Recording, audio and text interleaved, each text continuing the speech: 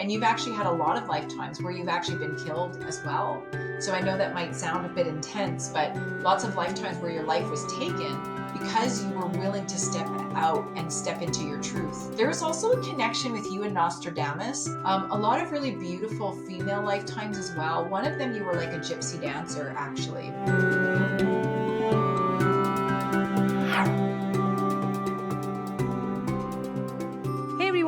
Today, I'm super excited to welcome metaphysical reverend and expert in the quantum Akashic field, Deanne Rose Hope. Welcome to the podcast. How are you doing today? Hello, I'm doing wonderful. I'm so happy to be with you today. Thank you. Beautiful. I was just beginning the podcast saying it's such a different dynamic where you're coming from a Catholic background and then you are talking about the Akashic field as well. And we would love to know more about it. Let's begin by asking you the first question. How did you get into the path that you're on right now? And what made you choose it? Well, I certainly didn't choose a path of resistance intentionally, but our soul, I think, knows exactly what we need. And so I was given some really incredible opportunities to deepen my connection with God and understand my own definition of God. So like you said, I was raised in a Catholic home. I went to church every weekend. I did the whole thing, baptism, communion, those sorts of things. And when I was just 5 years old, I had my first true experience with the divine, that I would call it. And I had a near-death experience. So I was eating one of those round, hard candies. We called them jawbreakers here. And so eating one of those, and my dad said, "Go sit down before you choke." And so I turned to go sit down, and sure enough, I took a breath in, and that candy got lodged in my throat. So my dad came over, wrapped his arms around my waist, started doing the Heimlich maneuver. I remember so clearly thinking my head was going to pop off in my little 5-year-old mind. I was like, oh my gosh, this is so intense. And but at the same time, I didn't feel this like panic that I knew my dad was experiencing. And so he tried with all his might to get that out, and he couldn't. So I went limp in his arms. I went completely unresponsive. And when that happened, I actually had an out-of-body experience. So I remember very clearly at 5, floating above my body, watching my dad work on me below. I remember watching my mom run to the phone to call for help, my older sister peeking around the corner to see what was going on. And I felt total unconditional love. Like I remember feeling like I was held in the arms of God in that moment. And I didn't understand it at the time. I just felt really safe. I felt really loved. And I wasn't feeling panicked, even though below me was this chaos. And so my dad, I say my dad gave me life not once, but twice. And he used his thumb, actually, which you're not supposed to do, by the way. But he put his thumb inside my throat, pushed against my throat, and was able to get just enough leverage to roll the jawbreaker out. And so, he got me breathing again. And after that, mom noticed some things in me shift. I wasn't aware of them. I was only 5, but mom noticed that I started to have really lucid dreams. So I started waking up with these nightmares. I would have sleep paralysis. I became precognitive. So I started to know things before they would actually happen. So I would have these visions or these knowings. And so I'd go to mom and I'd say, "Mom, just so you know, so-and-so died in my dream last night." And sure enough, mom would have just found out that so-and-so had died. Like things like that started to happen. So it made people feel uncomfortable. My mom, I don't think, knew what to do with me. The things I was bringing up were quite taboo, especially in the Catholic religion. And so I could tell there was a level of discomfort there. And so mom was so great. She just told me to keep praying, so prayer was an ally for me growing up. And it is still to this day. And so, but I could tell it felt uncomfortable. So I started hiding those things that would come up, my intuition. I started to, kind of hide it and put it aside because I felt different and I felt misunderstood. And as a result of that near death, though, as well, here's something else that's interesting that came up. I wanted to prove to God that I had been given a second chance for a reason, that God made the right decision, giving me another chance at life. So I became an overachiever. Was I like by grade 4, I was the president of the Kids for Saving Earth Club. Like I went on a mission. Wow. I I carried the weight of the world on my shoulders. I became a people pleaser, overachiever. I wasn't even an adult yet. I wasn't even 18 yet, and I was already studying to become an EMT, to work as a paramedic, as a firefighter on the ambulance, because I wanted to save lives like my dad. So I had this really huge mission, and that really drove me for a really long time. It was like a driving force for me. And when I started working in the medical system, and, obviously as an EMT working on the ambulance, many times I would be faced with death and really extraordinary circumstances. And so I remember when I would leave, a dead body or someone who had just died, and I would feel their spirit. And I thought I was losing my mind. Right now, I have been trained in the science background, and this wasn't making sense to me. Like, I was getting these ghostly visitors. Like, I remember one time in particular, there was a woman that I had to stay with for quite some time after she had passed, to help the police with pictures and things like that. And I remember just feeling so EBGB, that feeling where you're just like, oh. And I went home and I had many, many showers that night, because I just felt like I couldn't get rid of that, and I didn't understand it. So I ended up leaving that career for that reason, but also because I had a knee injury and it was getting hard to lift patients. But I ended up retiring from that really early, because I was like, okay, like either I'm going crazy or this profession is going to make me crazy. So I left to actually teach. So I ended up teaching in health sciences, and I loved teaching, and I was so passionate about it, and it felt so good. But I was still feeling very much like, it was that I'll be happy when game. Have you ever played that game? I'll be happy when, I get the bill. I'll be happy when my life is this way. I'll be happy when I'm finished this degree. I'll be happy when I have the family of my dreams. Like, I think, some of us get caught in that game, and it's a losing game, right? Because it's external of us, right? So I was really caught in that. And so I went through what I would call a quarter life crisis in my mid 20s.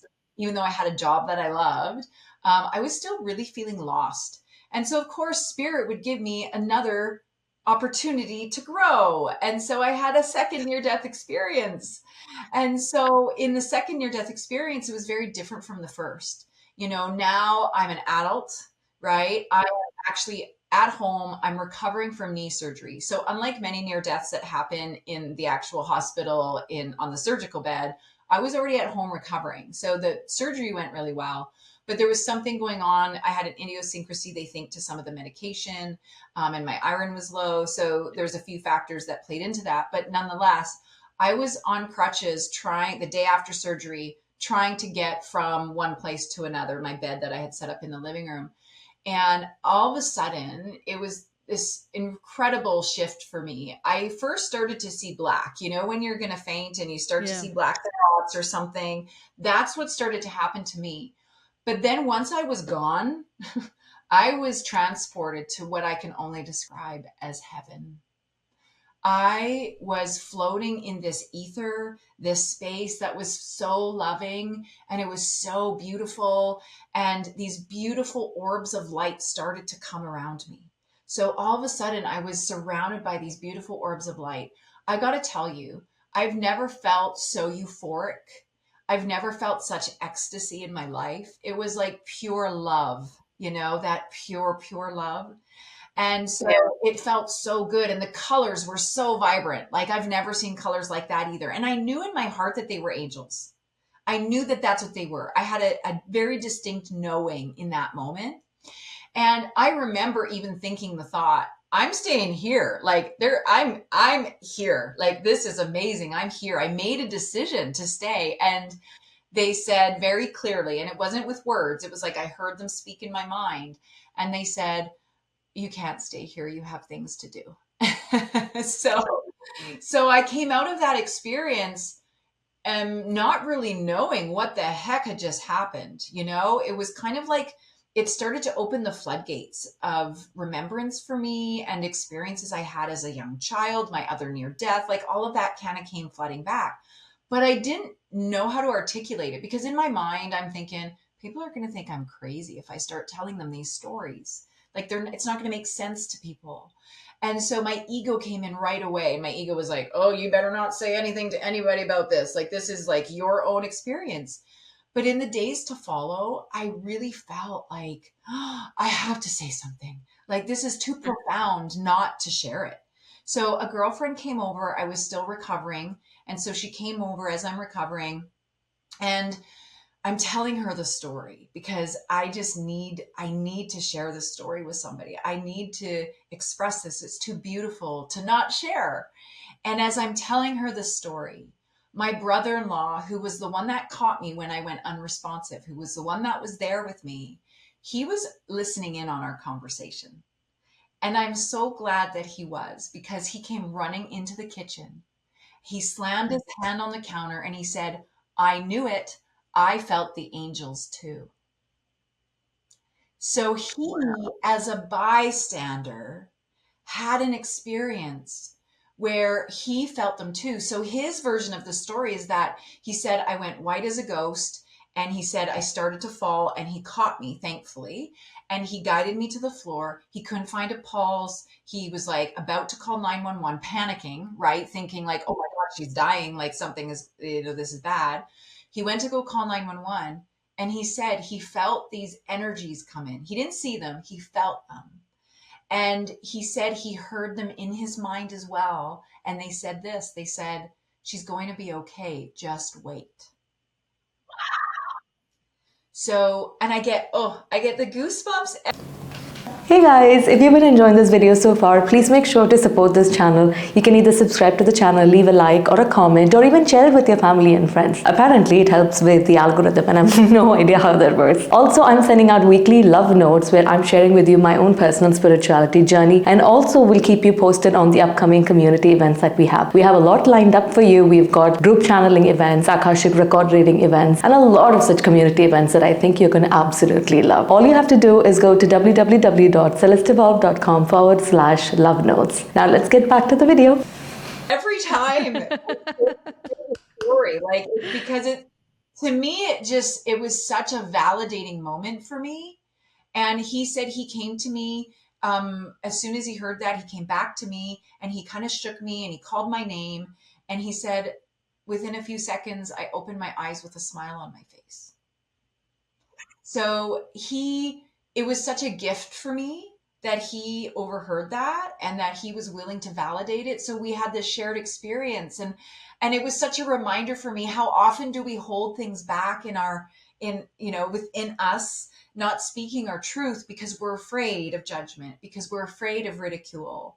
And yet when we do, something magical happens. Like for him, it was validating for him too, because he's like, I didn't know like what I had heard. I just felt this, I had this experience. And so in a lot of near-death situations, apparently this is something that does happen where bystanders will actually have a spiritual experience as well. And so I thought that in itself was so fascinating to me. And I want to give the caveat, like, please don't self-induce a near-death experience. You don't need to do that in order to access God, most certainly. But for me, it was this really big catalyst in my life. And a lot of people have said to me, they're like, okay, so, you had these two near deaths and now like, oh, the angels have sung and you got it all figured out. And that was not the case for me. In fact, after that second near death, I struggled to be here. I struggled because I wanted to go back to that heavenly space. So what I was doing is I was seeking that heavenly space everywhere but inside of myself. I was trying to find that heaven in having babies. I was trying to find that heaven in success in my career. I was looking everywhere else but inside of my own soul to find that heaven. And so I struggled and I became very lost. I became very depressed. And actually what happened for me about 5 years after that second near death was I just had my second child and I was in postpartum depression. I didn't know it at the time, but I was in such emotional pain. I was angry. I felt like I had failed, like I didn't figure life out. And how could I not figure it out after these, epiphanic type of experiences? Like, how could I still be struggling? And I was mad and hurting. And so the pain was so thick for me. I had decided I was going to take my life. And I just wanted to go back to heaven. I wanted to go back to that place. I had searched high and low for it. I couldn't find it. And so feeling that sense of loss, and I know that it might be hard for people to understand, especially when you have, children, but you actually feel like you're going to be such a burden to them that like you're never going to get better. You're never going to figure it out. And so I prayed. I pulled out my old prayer from from what my mom had taught me. And I prayed that night and I said, God, I said, I can only see this way out. Like this is the only way I can see. You need to show me another way if there's another way. And I demanded it. I was in that place of like, please show me mercy, And I had the most miraculous moment happen. And so although it wasn't a near death, it was a very spiritual experience for me. And I was greeted by what I call an angel. And I was shown a vision to create a holistic healthcare system. And so, because I had also struggled with illness my whole life, I was immunocompromised. I had this big battle with my health. That's why I also went into healthcare. And so, they showed me this opportunity to create this bridge for the public and the provider so that people could get access to the help they needed. So because I had such a strong medical background, by that time I also had a degree in health management and administration. So this vision was so perfect for me. It was like, how could I have not seen this before? My whole life has been the directional signpost pointing me this way. And now it was like, again, that moment of like the angels were singing to me. And I knew that was the path I had to take. So I started building that company the very next day. I thought, okay, death is not the path for me. I'm clearly meant to take this other path. And so I started building this holistic healthcare system. And as I was doing that, I was meeting spiritual healers. I was meeting people who did the Akashic Records. And if I was going to be referring them, I needed to make sure that what I was sending people to was legit. So I actually took courses as a skeptic. My science background was so strong in me. I was like, there's no way people can read energy, like this is hocus pocus, woo woo stuff. So I went in as a skeptic, but I was curious enough to open myself up. And let me tell you, it was pure magic. It was like I was witnessing miracles and I was blown away by what was possible. And I started to remember who I was. I started to remember my inner technology. I started to remember all of these gifts that I had been stuffing and stuffing away because I was afraid. And my course in taking the Akashic Records was like, that was the moment for me when things really came to a truth, because going into the Akashic Records is like tasting heaven. It is like getting a glimpse of heaven. And it's the closest place that I have found on this plane that I can access that true, innate, godly, infinite love.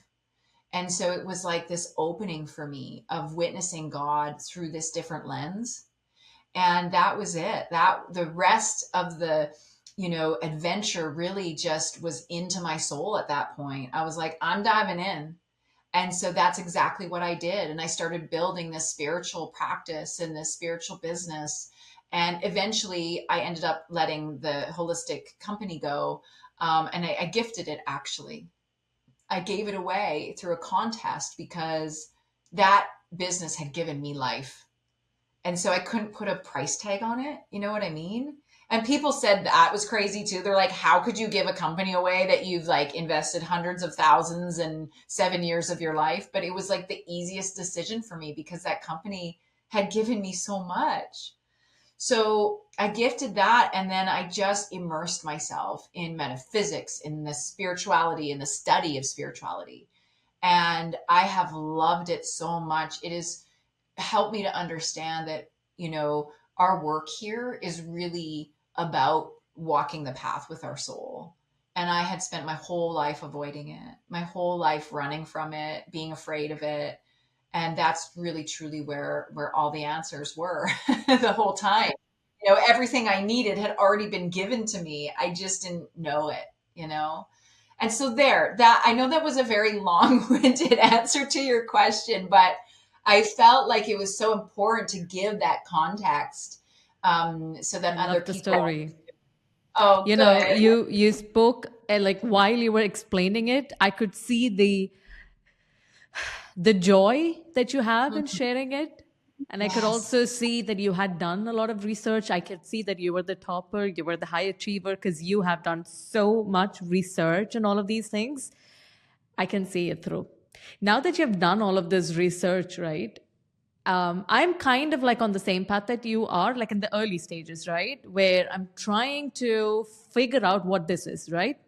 So if I tell something, if I tell someone, hey, you know what, you guys should check out the Akashic Records, they were like, what is this Akashic Record? So try to explain it, saying that, it is this cosmic Google Drive, although I don't understand myself what it is. How do you explain it to people? I love that you said it's like cosmic Google, because that's a wonderful analogy for it. It is a space of consciousness that we enter into. So Edgar Casey was one of the forefathers, they say, of the Akashic Records, and Edgar Casey would go into these trance-like states and be able to access information that like he shouldn't be able to access. Like people were like, "How do you know these things?" And so he was the first kind of way shower in this arena. And so, really, everything is vibration. And so, we can understand that we can go into different states of vibrational frequency. And so, when we open up the Akashic Records, this is what I call the soul's library or God's library. So, it's a wonderful space. I feel like I pray within the Akashic Records because I feel more at home with God there. It feels like easier to access God for some reason in that space for me. For everyone, it will be a different experience, but really, in essence, we're going into this space in which everything that was, is, and ever shall be exists. So we're going into a dimension of consciousness where everything already is. It's like we can pull these files, or we can pull these books, if you will, these books of life. The book of life is another way that we describe the Akashic Records. So we can go and pull this information that's going to allow us to deepen our relationship with the divine or God, that's going to allow us to deepen our relationship with ourselves, to allow us to evolve. And so we can go and access almost anything we want from that space. People can heal from that space. People can, um, uh, deepen their connection with divine through that space. They can heal relationships. I mean, the list goes on in terms of what you can do within the space. But it's understanding that there is this vibrational frequency to it that allows us to, again, deepen our relationship with all that we are. Do you remember the first time you started channeling the Akashic Records? What was it like? Yeah, at first it's interesting because for me, my very first experience, when I went in, what I saw in my mind's eye, and I'm very clairvoyant, which means I can visualize things. I have dreams and deja vu. So you can relate to this because I know that you've got some clairvoyancy too. And we all have certain layers of this, by the way. For some it's more heightened, for others less, right? And so I was in the space, and when I was looking in my mind's eye, immediately I saw these beautiful columns, like white pillars, and then I could see these rows and rows and rows of books. I literally felt like I was in a library. For some people, they go in and they just have a sense of peace, and they just see a void. For some people, it takes them into like a scene of nature, where they're like at the ocean, or, so for everyone, it's a little bit different in terms of what you'll experience. And by the way, every time I go into someone's records, it's different. It's like we can't, it's like a fingerprint, right? Like they're all different, right? So it depends on your own experience. It's going to be unique to you. But some people describe it as this place of complete unconditional love and peace. So if we're going to invoke a feeling, that would be the sense about it. And then from there, there's different places we can go within the records. Like there's different layers within the layers, if you will, as well. And if we want to look at the word Akash, so the word Akash, by the way, it's actually pronounced Akasha. So if we're really going into pronunciation, we call it the Akash or the Akashic Records, but Akasha is the actual pronunciation. And the actual Sanskrit meaning of the word is primordial substance or beginning of time. And so the idea is that we can access that information from the beginning of time, from source, from God itself. So, to me, it's a very sacred space. And, it's interesting. And I feel like I need to tell this story for your audience and for you too. So, as I was doing research for one of my books, I was actually in the Bible, again, raised Catholic, having read the Bible. And so there are some pieces in the Bible that say if you do mediumship, if you do prophetic work, you're going to hell. Like it's actually, it says it, like it's right. And I remember moving through a process where it was like, oh my God, like my heart sank. I'm like, oh my God, am I actually getting so far from God? And, is this actually bad? And I'm just thinking it's good. All these questions are coming to the surface. And so I prayed on it in that moment. I was actually down south. I was in Mexico, in our house in Mexico. We used to have a place down there in a little village called Mulahay.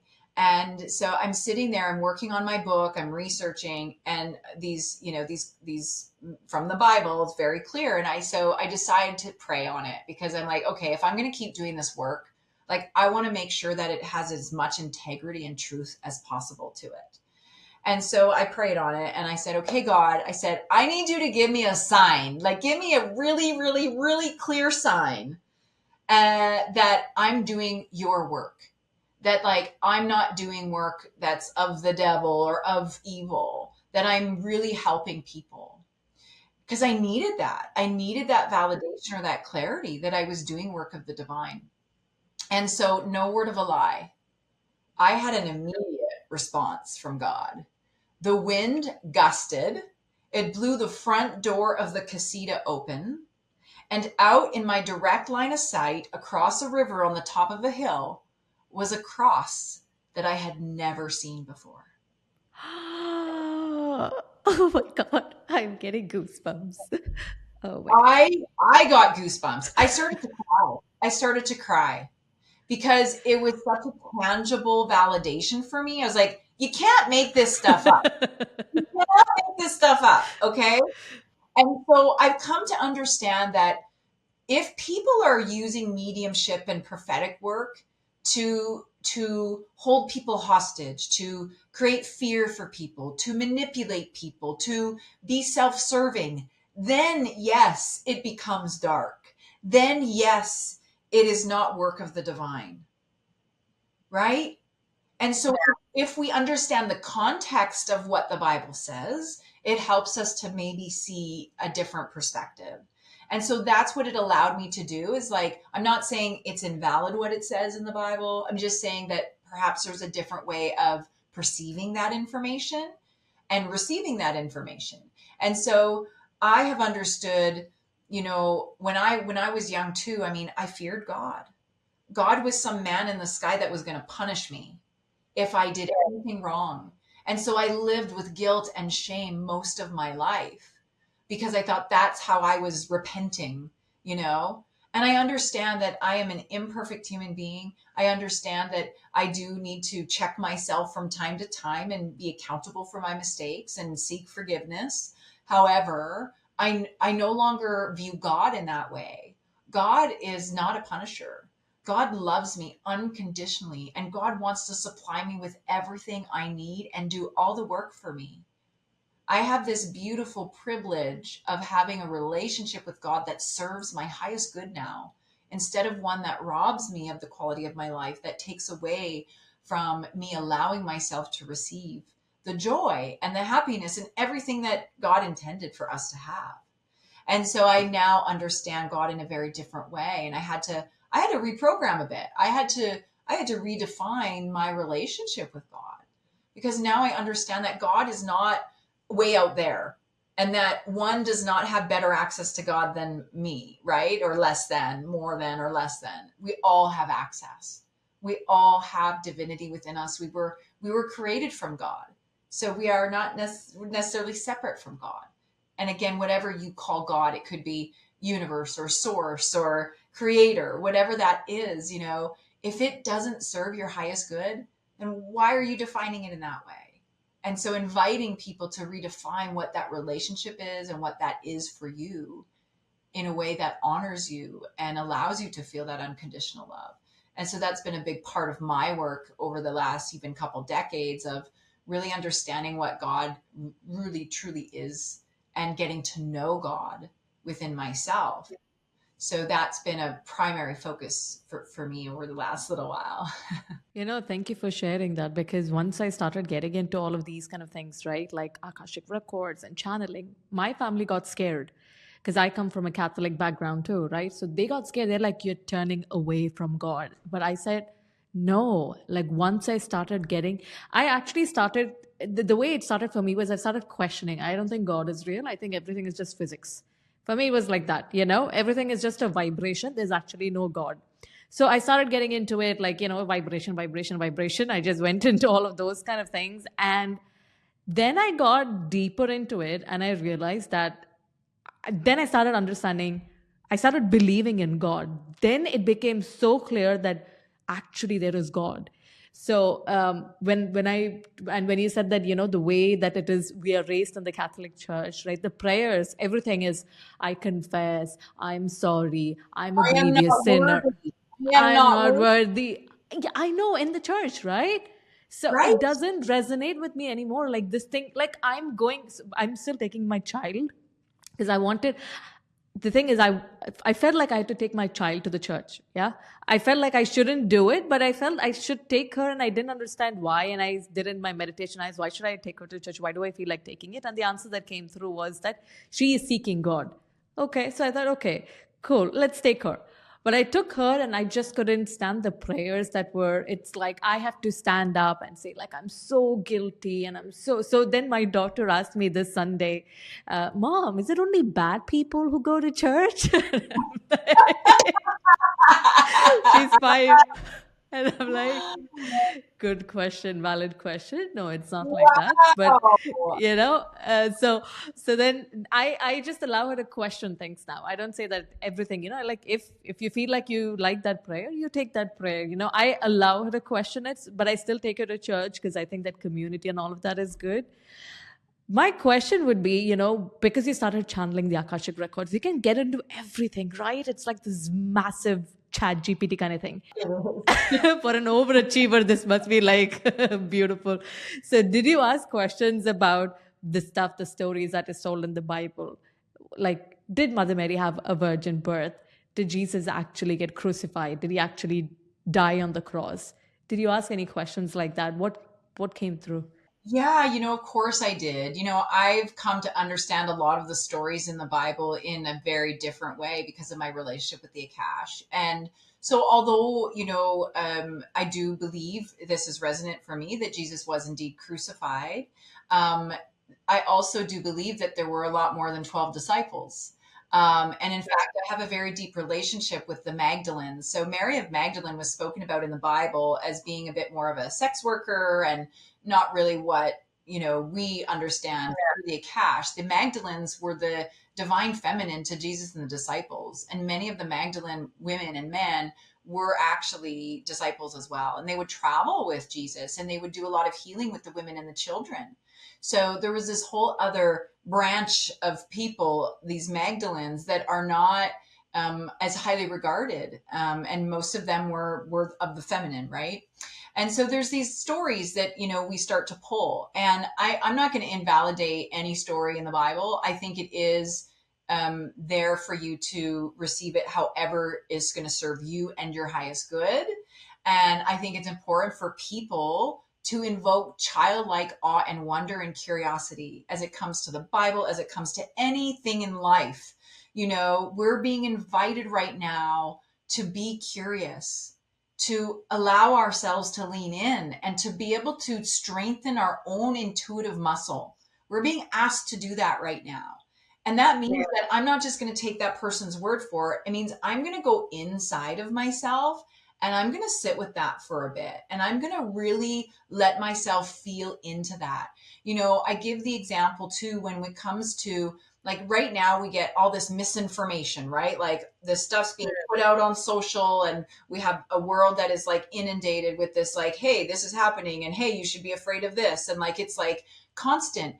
We've got to be willing to discern for ourselves what is real for us and what is not. And this is what we're being asked to do right now. Rather than just taking it for face value, it's an invitation for us to bring it in and say, okay, how does this feel for me? Does this feel really constricting? Does it feel really icky and heavy and dense? Or does it feel light, and does it feel inspiring, and does it make me feel alive inside?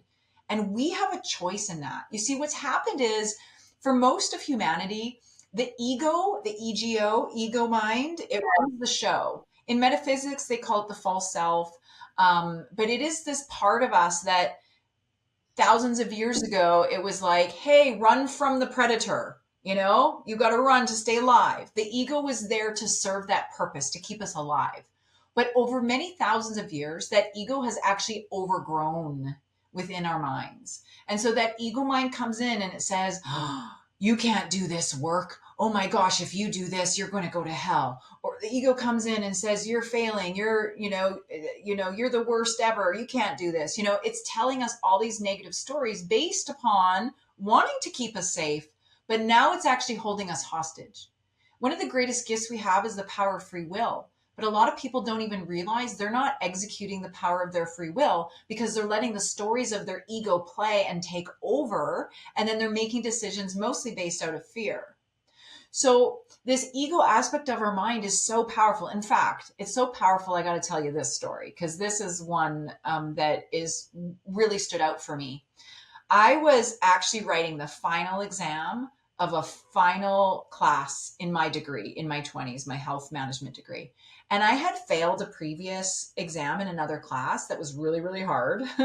And so I had to do a rewrite, which was successful. But now here I am writing this final exam. Well, guess what my ego's doing? It's saying, you don't know the answers. You're failing. And it keeps going and playing and playing and playing to the point where I'm done the exam now and I'm in tears because I know that I've failed.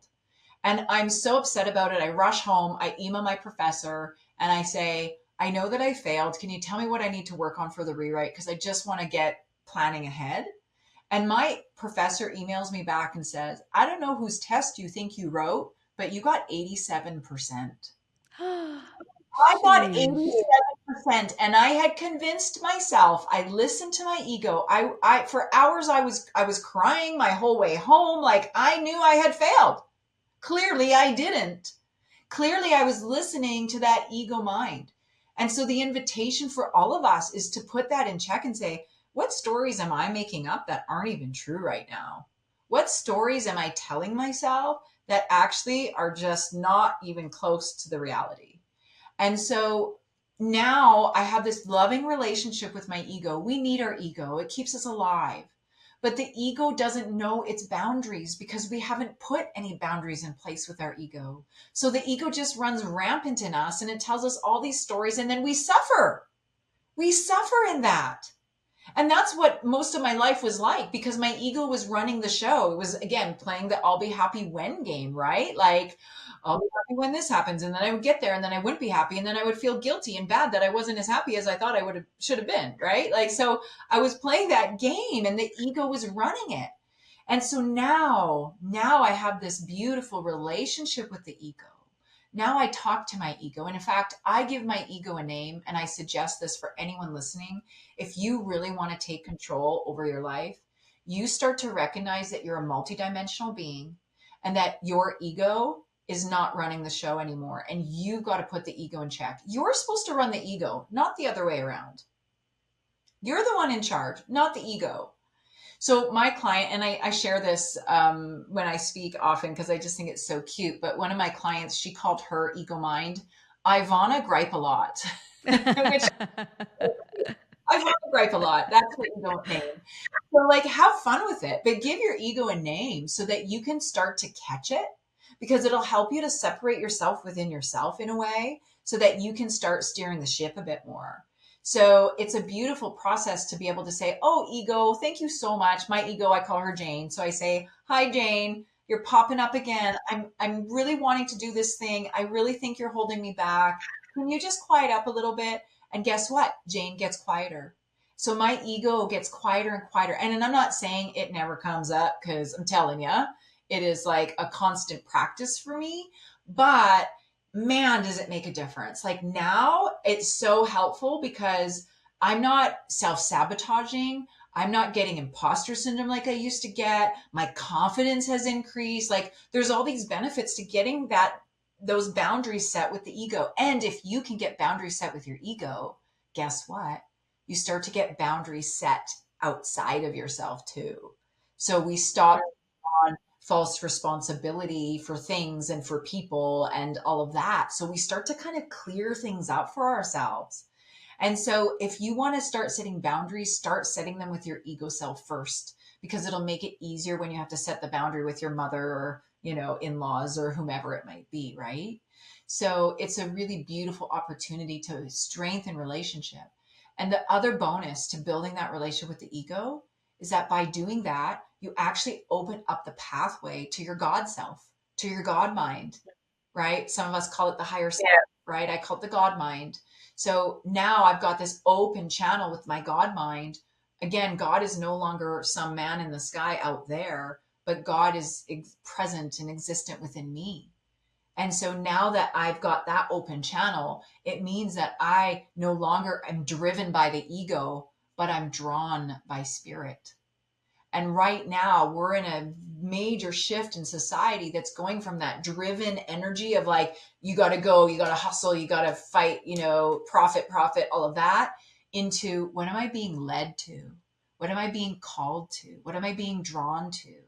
And allowing ourselves to be led in that more gentle, peaceful space where we can have more harmony in our lives. It's true. It's true. Like there's massive changes happening right now in everybody's life. I mean, you see a lot of people re-evaluating their relationships, their career, the way their home is set up, their what they're wearing, the sense of fashion. Like everybody's re-evaluating. Yeah. Yes. Yeah.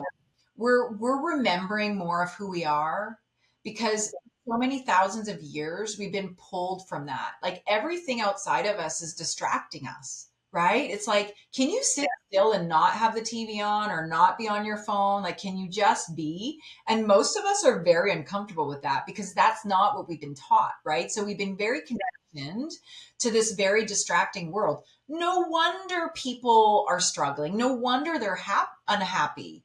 It's because we have gotten this sense of satisfaction outside of ourselves. We've been taught that, like, oh, you'll be happy when you get that degree and you'll be happy when you have a successful career. And that's what happiness is.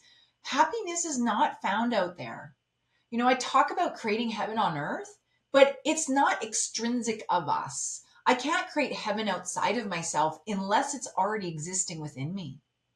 And so what happens is we get so disconnected from ourselves. We're all kind of moving through like zombies in this world, when really the invitation is for us to deepen our relationship with ourselves, with our connection with who we are. And as we start to do that, we start to remember who we are. We start to recognize how gifted we are, how much potential we have within us. Happiness and joy, innately given. All the resources, everything that you could ever imagine already has been given to you. Our job now is to peel back all of the conditioning and all of the heavy, dense stuff in order to access that. It's kind of like an unwrapping presents process, right? Where we're unwrapping all the stuff, and the unwrapping can be a little messy.